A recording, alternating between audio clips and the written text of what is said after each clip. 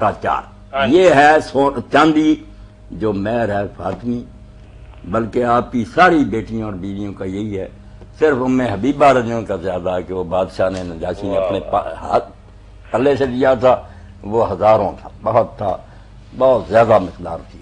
اس سلسلے میں آخری بات مولانا، مہر معجل اور معجل کا کیا مطلب ہے آپ کو؟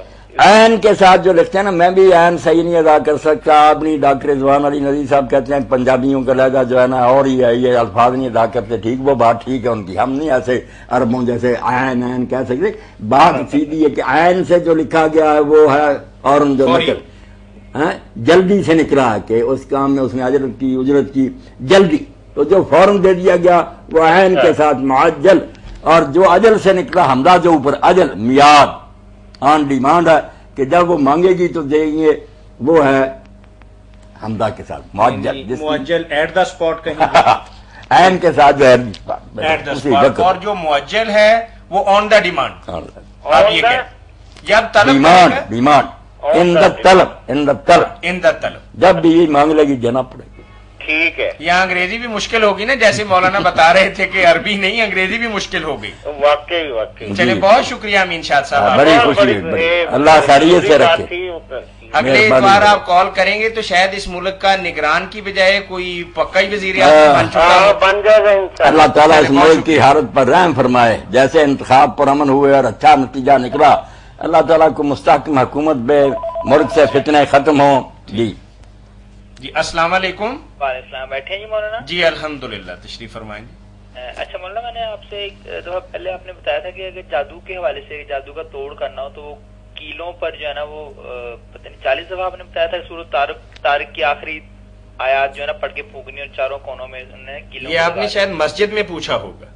ہاں جی، میں بھی مسجد میں ہی پوچھا ہوگا، تو وہیں ملنے زیادہ بہتر ہے۔ نہیں میرے بچے، جو آپ نے بات پوچھی نا جادو کا یہ توڑ نہیں، یہ ہے جنات جو ہے نا، اگر اس کا اثر محسوس ہو، کوئی آوازیں آتی ہیں، کوئی پتھر پھینکتے ہیں، کوئی شکلیں نظر آتی ہیں، کوئی آہٹ محسوس ہوتی ہے، تو پھر ہوتا ہے کہ 4 کیل لیں اور ہر کیل پر 25 بار نا سورہ طارق کا آخر جو ہے انہم یکیدون کیدا واکید کیدا فمہل الکافرین امہلہم رویدا، 25 بار پڑھیں، ایک کیل پر پھونک ماریں، اور 4 کونے جو بنتے ہیں نا 4 دیواری کے اندر کی طرف، وہاں ان کو زمین میں دفن کریں۔ یہ جنات کے لیے۔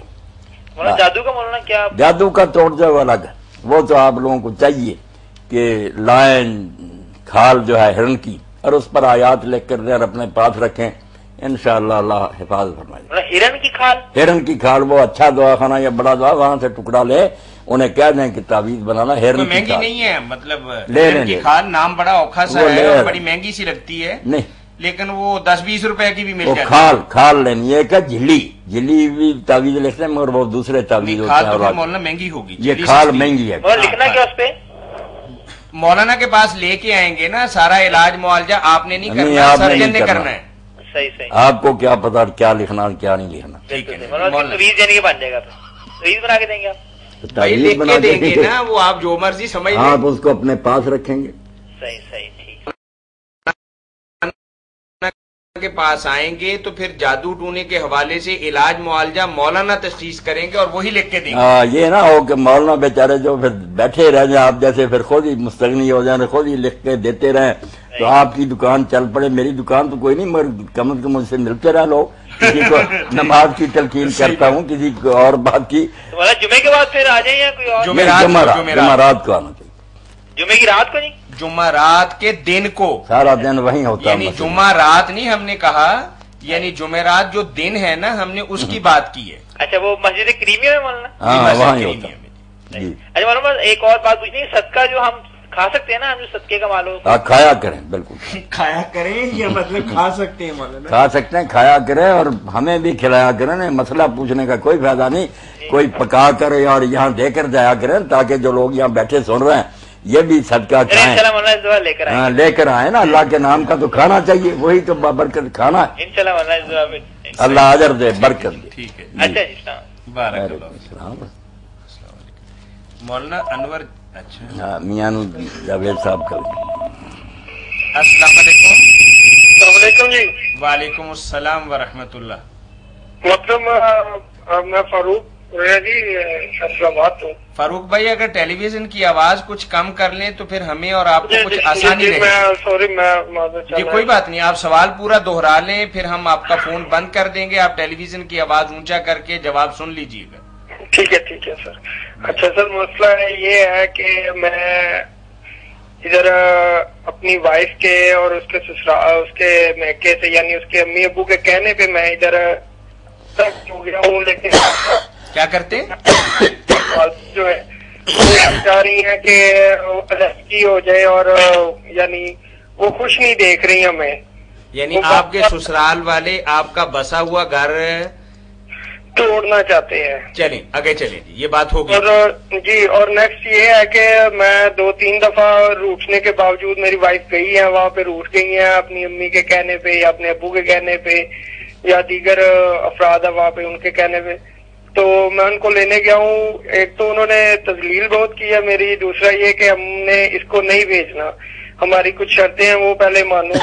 हालांकि मैंने अल्लाह ताला को गवाह बना के हर तरह से मैंने खुश रखा हुआ है। यार आप जरा बात मुख्तसर करके बताएं कि आपका घर जो है वो आपके ससुराल की वजह से खराब हो रहा है। जी। हाँ, तो अब क्या चाहते हैं आप हमसे?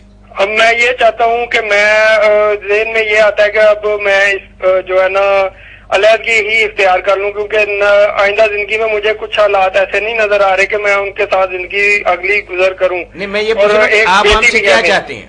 आप हमसे बात हमें समझ बताएं गए? ना, हम आपकी क्या मदद कर सकते हैं। आपने अगर फैसला कर लिया कि नहीं निभा होगा तो आपकी अपनी मर्जी है, सोच समझ। नहीं, मैं उसके बारे में सिर्फ ये पूछना चाहता हूँ कि अगर मैं उनको छोड़ देता हूँ तो किस तरीके से मैं उनको छोड़ूं, यानी तलाक दे दूं या देने का शरई तरीका पूछ रहे हैं। शरई तरीका अगर फारूक साहब पूछने, बहुत अच्छा किया, सब लोग सुन रहे हैं। तलाक देने का गलत तरीका जो है इसने इस उम्मत को बर्बाद कर दिया। आप सिर्फ एक तलाक देंगे, जी लिखेंगे तो सिर्फ एक मरतबा लिखेंगे कि मैंने एक तलाक दे दी है। जुबान से भी कहेंगे तो सिर्फ एक कि मैंने तलाक दी है, बार बार नहीं, कहीं नहीं देंगे ना लिखेंगे कि सिर्फ एक। और देंगे भी उस वक्त जब अगर आपके घर में या आपको पता है कि बीवी के हैज के दिन नहीं है। ये भी तसल्ली करें, हैज के दिनों में तलाक देना भी हराम है, पाक हो। और अगर आपके घर में है और पाक भी है मगर आप आपस में मिल चुके हैं फिर भी हराम है। फिर नया हैज आए उसके बाद पाक हो फिर दे सकते हैं। 2 गवाह आदिल, मुत्तकी और परहेजगार, नमाजी, दीनदार, समझदार बुलाएं, उनके सामने ये कलमा कहें कि मैंने फलां अपनी बीवी को एक तलाक दे दी। वो गवाह बन जाए, लिखें भी तो 2 गवाह होने चाहिए। ये चीजें लिख कर दे दें। अगर सुलह भी करनी होगी रास्ते खुले रहेंगे कि हर फिरके के रजी छोड़ देना होगा तो 3 हैजों के बाद निकाह खत्म हो जाए। ये करना, सिर्फ एक तलाक लिखनी है। 2 आदिल और मोतबर आदमी उस वक्त मौका पर होने चाहिए। बीवी हैज से पाक हो, अगर हैज से पाक भी है मगर मुबाशरत कर ली है फिर भी नहीं, फिर इंतजार करना पड़ेगा कि नया हैज आए उसके बाद पाक हो। ये 3-4 शर्तें हैं जिनका लिहाज रख कर दें, फिर शरई तलाक है, वरना सब हराम और नाजायज। वही वो तलाक नहीं, ना दीन उसको मानता।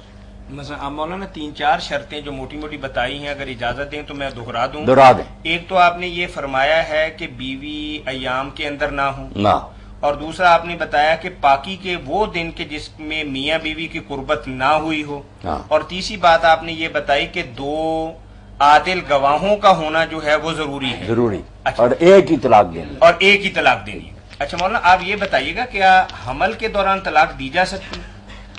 ये तो कुरान मजीद में ही आता है ना कि हमल के दौरान तलाक दे सकता है, मगर फर्क पड़ेगा इद्दत का कि कितनी मुद्दत तक रुजू कर सकता है। वऊलातुल अहमाल अजलहुन्ना अन यज़ाना हमलहुन, हमल वालियों की मियाद उस दिन खत्म हो जाएगी जब वो बच्चा जन्म देंगी। यहाँ वो 3 है या 3 महीने नहीं, वज़े हमल बच्चा पैदा होना। अगर आपने तलाक दी और उसी वक्त बच्चा पैदा हो गया, खत्म किस्सा। और अगर आपने दी और 8-9 महीने तक भी नहीं हुआ, आप सोच समझ सकते। वो इद्दत का फर्क है, तलाक हर हाल में होता है। जी अस्सलाम वालेकुम।